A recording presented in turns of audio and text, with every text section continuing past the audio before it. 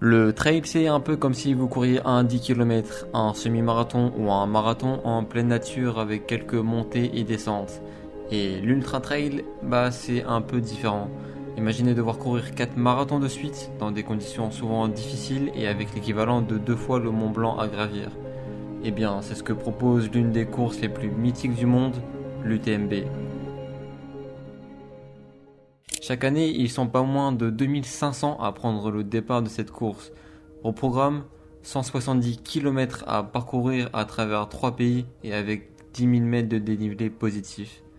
Si pour la plupart le seul objectif est de finir la course, certains y voient là une chance de performer, un moyen de se faire connaître en repoussant les limites physiques de l'être humain, en se confrontant à des coureurs tout aussi fous qu'eux. Et dans cette catégorie, j'aurais pu vous parler de Kilian Jornet, 4 fois vainqueur de l'UTMB et des dizaines de records à son actif, ou encore Jim Walmsley, vainqueur de l'édition 2023 et considéré pour beaucoup comme l'un des meilleurs dans sa catégorie.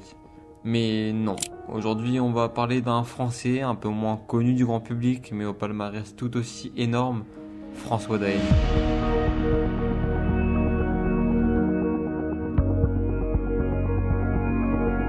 François Daen est né à Lille le 24 décembre 1985 et il déménage assez rapidement avec ses parents à Chambéry où il va vivre pendant près de 20 ans. Et c'est ici qu'il va tomber amoureux du sport. Pratiquant de cross-country de 3000 mètres steeps durant son enfance, il tombe rapidement amoureux de la montagne et va commencer à s'essayer au trail avec des amis, en participant à des premiers trails à côté de chez lui. Et très rapidement, il va sentir qu'il est un cran au-dessus des autres. Il va montrer de bonnes capacités et va continuer de plus en plus dans cette lancée en augmentant petit à petit le volume d'entraînement et en se tournant rapidement vers l'ultra trail et la longue distance. Et en parallèle de ses études de kinésithérapeute, il va signer ses premières victoires en remportant notamment le trail du Ventoux ou la rando TGV. Mais ça ne lui suffisait pas, il voulait s'attaquer à plus grand, à plus dur.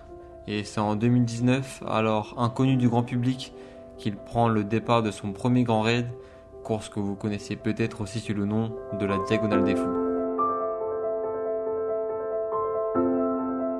170 km, 10 000 mètres de dénivelé positif à travers l'île de la Réunion, la Diagonale des Fous, au même titre que l'UTMB, se classe parmi les monuments de l'Ultra Trail et est convoitée chaque année par les meilleurs coureurs du monde.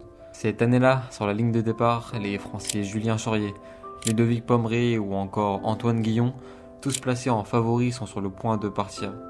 Mais François, bien qu'ayant bien moins d'expérience, réussit à maintenir un écart minime tout le long de la course, tout en essayant de gérer son effort à un maximum en allant à son rythme, sans se soucier des autres. Et à la surprise générale et pour son premier monument, François Daen signe une très belle 5e place après presque 24 heures de course.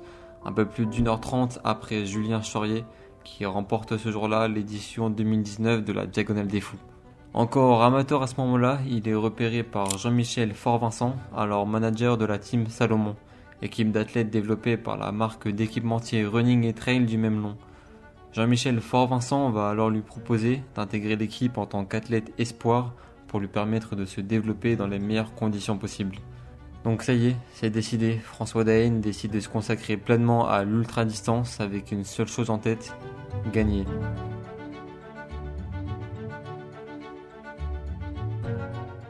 Mais tout ne se passe pas comme prévu pour lui. En 2010, il souhaite prendre le départ de son premier UTMB, mais l'édition est malheureusement annulée pour cause de mauvais temps. Et l'année suivante, il est contraint d'abandonner cette même course peu après le départ pour cause de blessures.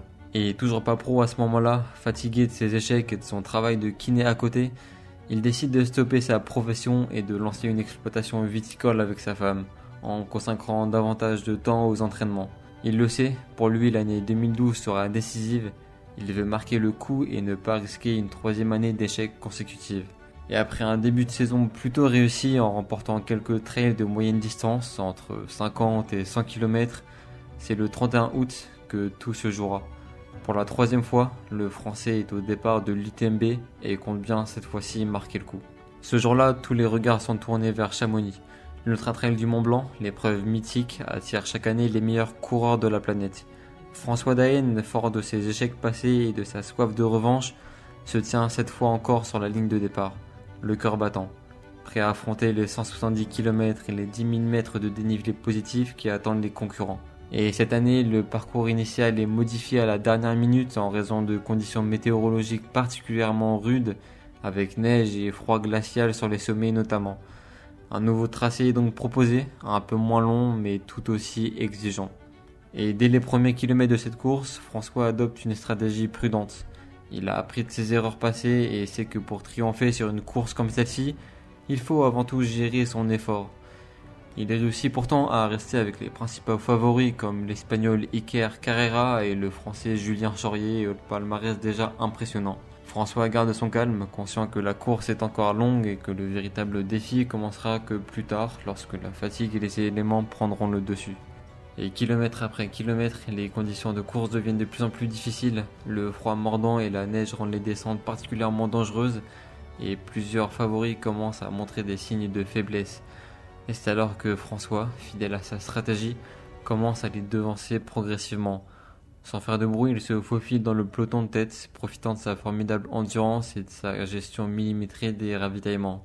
Et tiens, d'ailleurs, un ravitaillement sur une course de 170 km, ça ressemble à quoi? C'est un aspect souvent négligé par les spectateurs, mais pourtant crucial pour la réussite d'une course. Là où la majorité des coureurs amateurs se permettent de prendre leur temps pour se reposer, manger tranquillement ou même faire une sieste, les élites comme François Daen ont une approche totalement différente. Bon, imaginez, après plusieurs heures d'efforts intenses, arriver à un poste de ravitaillement.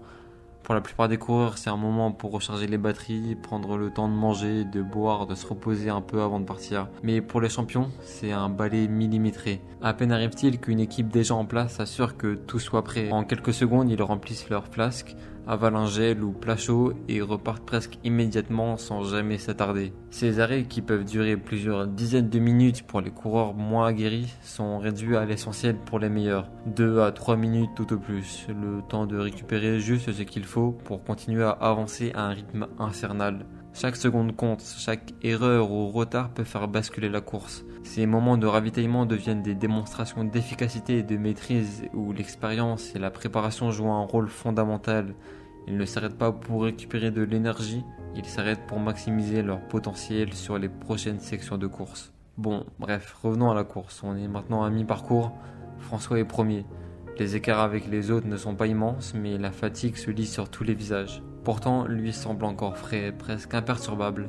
La nuit tombe et c'est dans l'obscurité des montagnes qu'il va véritablement faire la différence. Les autres coureurs s'épuisent, leurs forces les abandonnent petit à petit, mais François, lui, semble renaître. Il accélère le rythme et creuse de plus en plus l'écart.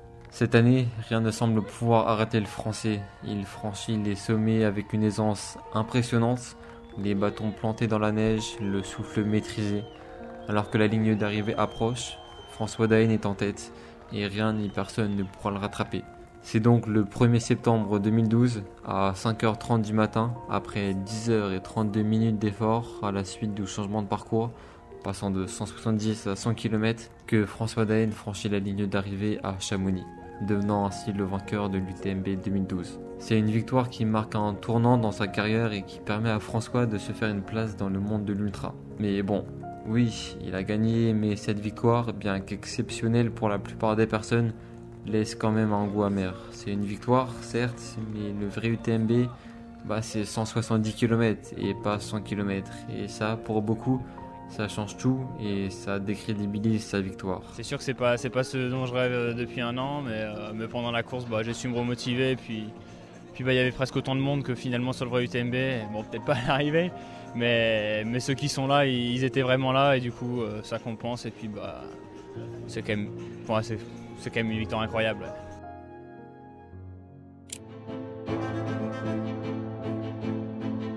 L'UTMB 2014 est celui de la rédemption pour François Daen. Après sa victoire en 2012 et critiqué pour avoir eu lieu sur un parcours raccourci, il revient cette fois-ci pour prouver sa vraie valeur sur la distance complète. 170 km et 10 000 mètres de dénivelé positif et aucun compromis.